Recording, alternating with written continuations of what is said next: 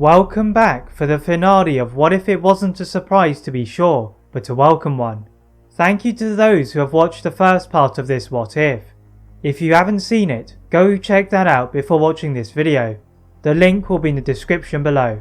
The hangar doors to Obi-Wan's flagship opened, and a squadron of Republic forces attacked the ship of General Grievous.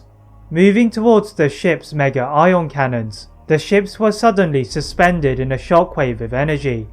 Obi-Wan leapt out of his own ship and dropped a considerable height to the surface below. Ordering another squadron to move in before the ion cannon could recharge, Obi-Wan saw Yoda battling Count Dooku and rushed in to help the Grand Master. Obi-Wan force-pushed a wave of B-1 battle droids and took on the B-2 battle droids and Magna Guards. Soon he is joined by Master Windu, but before they could assist Yoda, a battalion of Aqua droids rose from the waters below. The Republic clone troopers used the predictable movement of the droids to their advantage and deploy their snipers to disable them. Free of the distraction of the droids, Master Windu and Obi-Wan wear out the aging defences of Dooku as Yoda pointed his lightsaber at his old fallen Padawan. But as they were about to execute the Sith Lord, they were all sent flying backwards into the sea. Climbing back up the stilts of the platform, the Jedi are suddenly interrupted by a transmission from Admiral Alderaan, reporting the demise of Chancellor Antilles and his successor named to be Senator Palpatine. The Jedi were too preoccupied to go back to Coruscant, and ascending to the battle with Dooku, they see General Grievous beside him, but nothing to indicate what had caused them all to be pushed into the sea.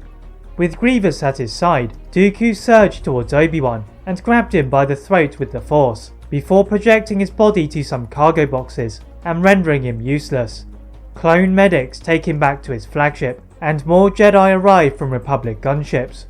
Dooku and Grievous back off to assess these threats, but the Jedi surround them. Starting a ferocious frenzy of attacks, the Jedi defeat Dooku again, but Grievous escaped to the main facility. Shaak Ti runs after the cyborg, and after a short moment, she is pushed back with Grievous towards the sea. Looking for its source, the new Supreme Chancellor Palpatine emerged and lifted Dooku into the air, then executed him with a quick slash of his blade. In front of the faces of the Jedi, Palpatine executed Order 66, as his new powers had allowed him to do, and the clones fired. The Jedi are taken completely by surprise and cannot respond.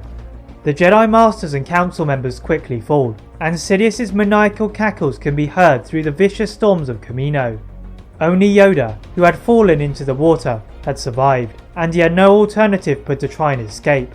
Finding a Kamino submarine, Yoda was soon under attack from the awoken Aqua droids, and he was forced to use the inbuilt escape pod to make a dramatic exit, and into exile.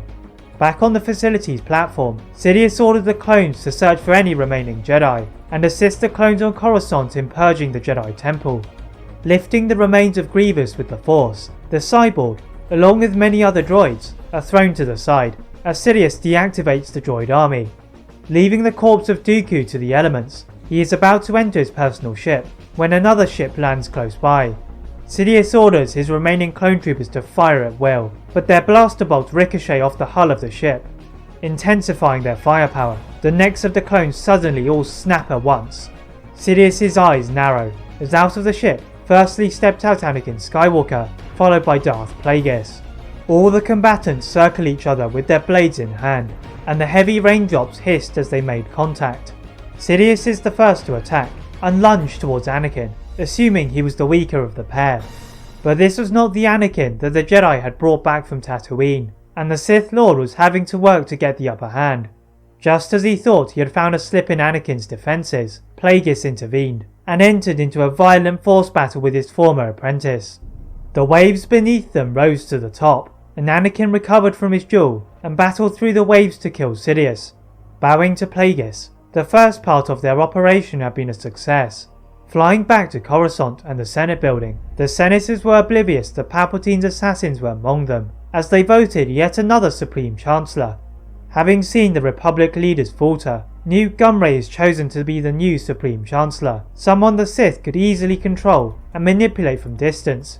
From another Senate pod, the new Senator of Naboo, Padme Amidala, looked in disarray, alongside Senator Organa of Alderaan. The Jedi were now a note in history, and what they had known as the Republic had fallen. For the light, there was no hope. That is it for What If It Wasn't a Surprise to be sure, but a welcome one. If you enjoyed this, please like this video, turn on your notification bell, and subscribe for more What Ifs. And as always, leave a comment on what if you'd like to see next, and how I can improve my videos. Thank you all very much for watching, and see you next time.